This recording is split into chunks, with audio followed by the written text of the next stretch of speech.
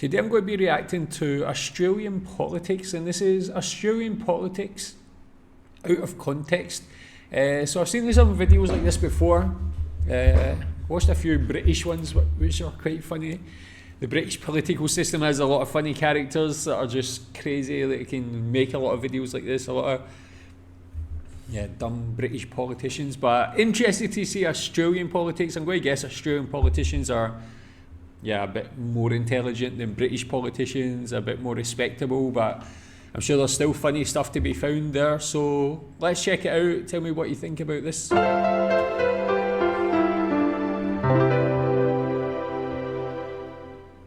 mean, people are entitled to their sexual proclivities, I mean, let there be 1,000 blossoms bloom as far as I'm concerned, but I ain't spending any time on it, because in the meantime, every 3 months, a person is torn to pieces by a crocodile in North Queensland. What the hell, man? That was like a journey. There's so many emotions in there. At first I thought it was like some apology video where he's like, if he's some guilty character or something talking about whatever he's talking about, sexual proclivities, is it? But then it got serious, man. That was like, how long? 20 seconds, 30 seconds, and it just changed so much. Tell me more. That one I definitely wanted more context, even just about the politician himself, or the man himself. Seems like an interesting character. We get a handshake or something between? Nope. No? They're young, they're feisty. I think I can probably say have a bit of sex appeal. Is he saying that about himself? The answer is, mate, because I want to do you slowly. I want to do you slowly. I know, there's got to be a bit of sport in this for all of us. One Nation will not be supporting company tax cuts. So I haven't flip-flopped. I said no originally, then I said yes, then I have said no, and I've stuck to it. I'm a fixer. The definition of flip-flop. Actually, man, for me, I don't actually mind politicians. I feel like I've seen her face before. I know she's maybe not the most respectable or respected politician, but in general, I don't actually mind people who change their mind and don't stick to one viewpoint, as long as there's like evidence to back up their, or to support their argument, or if things change. Like sometimes I find in politics, like politicians just stick to one thing too much, whether they're left or right. Even if they know they're wrong, they feel they're wrong, they think they just have to think a certain way. But I feel like I would have more respect if they did change their opinion based on different information. Do you agree with it? I'm sure there's probably a lot of people who don't agree with that, actually. How did you fix it? I fixed it by funding it in another way, which you'll find out in the budget. Why can't you tell us? I want it to be a surprise for you. All right. A video has emerged of the former Deputy Prime Minister and Nationals leader sprawled on a Canberra pavement. Whoa. He could be heard talking on his phone using colourful language. While he was opposition leader, Mr Buswell made national headlines by admitting he sniffed a chair vacated by a female staff member. What I said was that a terribly unfortunate thing, a tragedy, but it's going to be eventually accepted or expected that these sort of things happen when people are getting attacked in their own... Well, this is the mood in Whyalla. I seen that kid at first. I was like, this guy looks like his child or something like that. I was like, he looks like quite young and, I mean, small, of course, compared to this guy. But did he just take his phone? I wasn't even really, he was in my like sort of peripheral vision there, but just take out his phone to record that. Attacked in their own... Well, this is the... Tell me more about that. Like, did that guy deserve it? Not. Does anybody deserve to get an egg cracked over the head like that? But I mean, he's so bold to just take his phone out and just do that. Like, did that video ever get seen as well? Mood in Whyalla.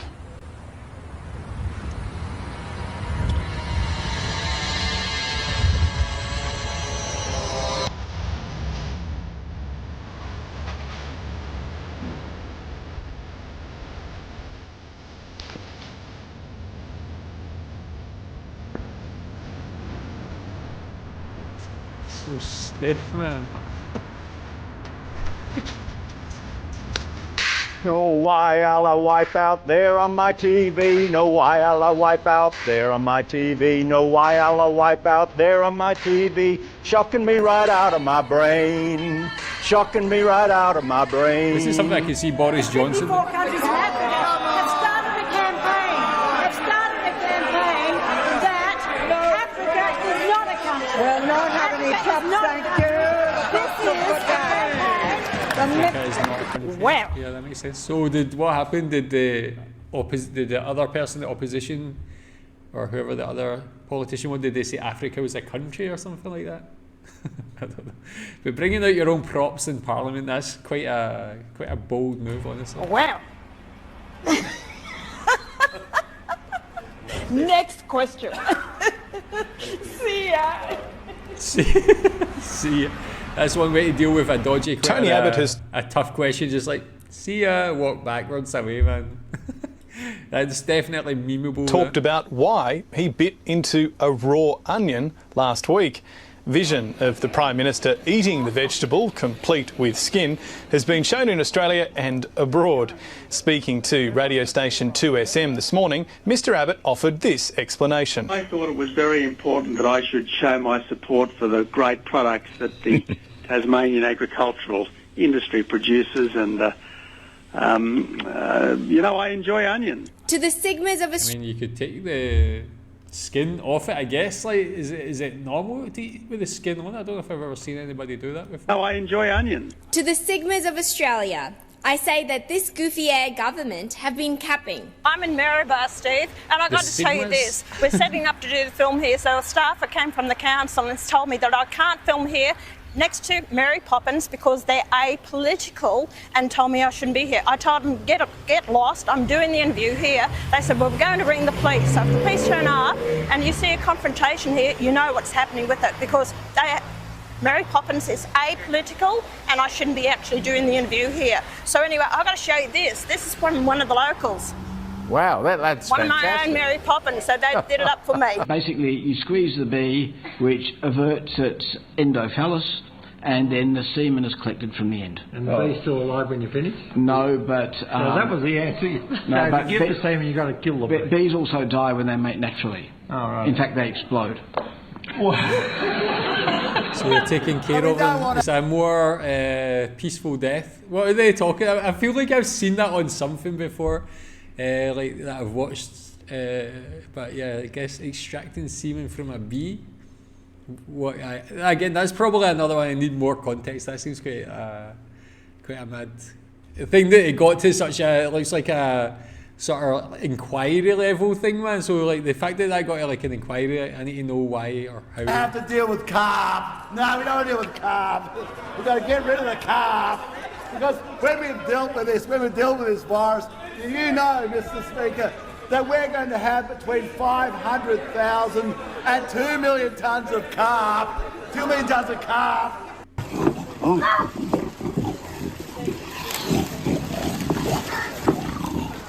And up until this point, most people working in this building know that it's safe. I don't think it any longer is. And to demonstrate that, this morning I brought in what could be, I brought this through security, a pipe bomb. Are you seeking bilateral talks with Vladimir Putin about this? That's one way to prove your point. Oh, absolutely. Look, I'm going to shirt front Mr Putin. You bet you are. You bet I am. Now, is it true that pump jet submarines can only stay underwater for 20 minutes? No, Senator.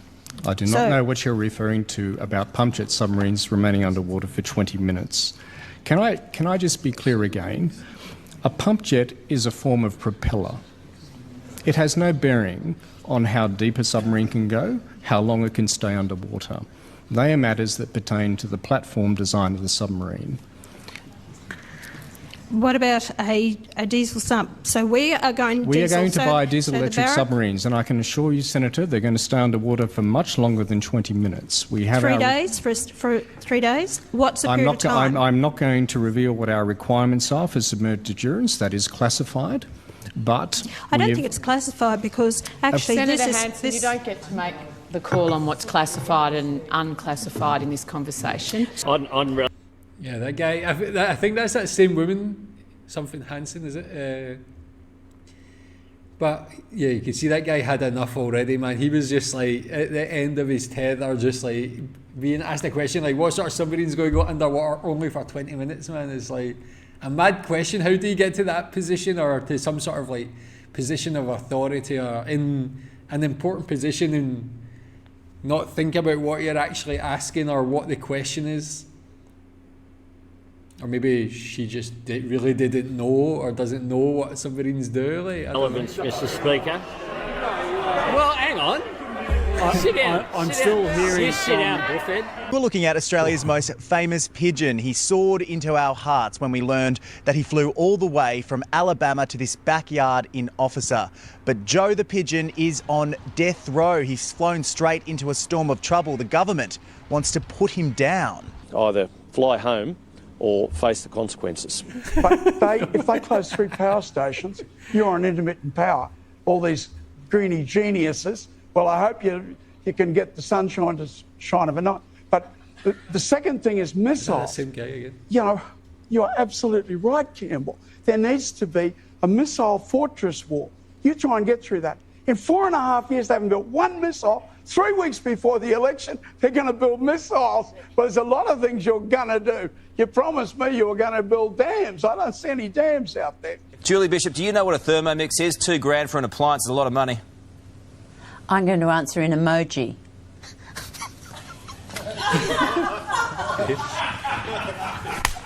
That's why you rock, Julie Bishop. Well, this program, for instance, presented compelling evidence that you accepted bribes. No.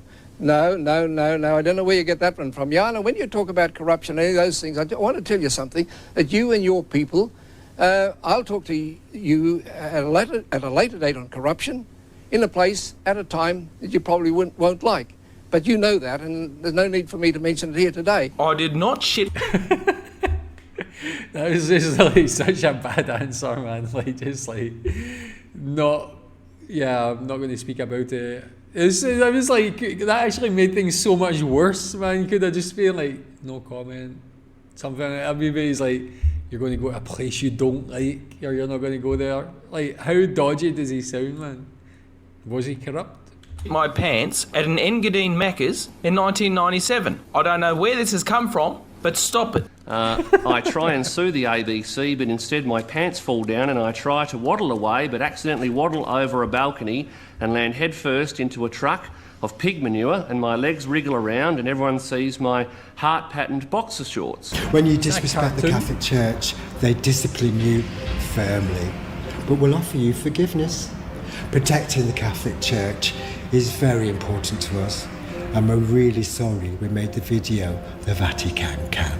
Now you can see those pictures on the screen. As soon as the opposition realised that was what Craig Thomson intended to do, well, the opposition leader Tony Abbott and the manager of opposition business Chris Pine tried to scurry out of the chamber so that Mr Thomson's vote wouldn't affect the numbers. We'll just watch that vision there again. A pretty rapid movement there. You put petrol in and you shake the tax about. You do the hokey pokey and ooh, you turn right around. Let's do the time warp again. It's, after all, just a jump to the left.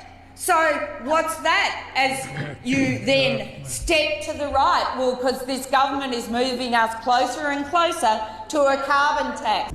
In 45 years, I've been through, 400 droughts. The answers are, in fact, very simple. I mean, the answer is you put water on that ground and it grows grass. Yeah, well, we know how much you love the Wicked slogan, so we've made you your own campaign van by putting your name in the slogans. Are you familiar with the term fuck off? Look, it's so beautiful. Look, come on, David, we took all those Wicked van slogans that you love and we put your name in them. Like, look, this one.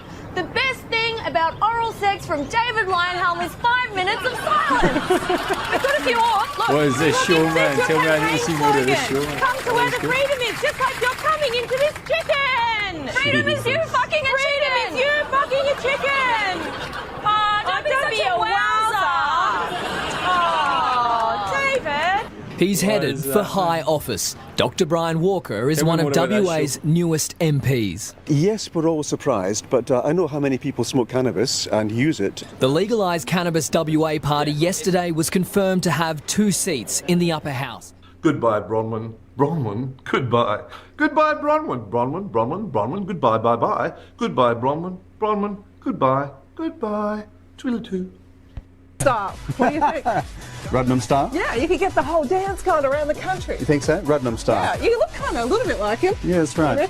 Yeah, well, he's got the same charisma as I've got. They really do get politicians to do some mad stuff, man, really. Like, again, I guess it's just universal where you can get them to sing and dance and do these different things. It just, like, common sense just goes out the window. Maybe they just don't have it, I don't know.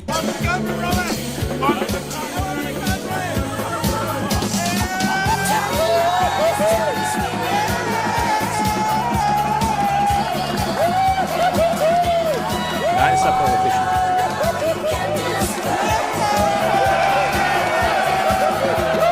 And Clive Palmer, when we did have Anthony Albanese on the show on Friday, he also took aim at you, saying that you fell asleep in Parliament and that you didn't turn up when you were in Parliament, and basically accusing you of not doing your job. What do you... Well, were you commit to doing that? I'm a bad person. I'm a bad person. Who cares about me? We care about this country. What do you mean you're a bad person? The policies we need to get done.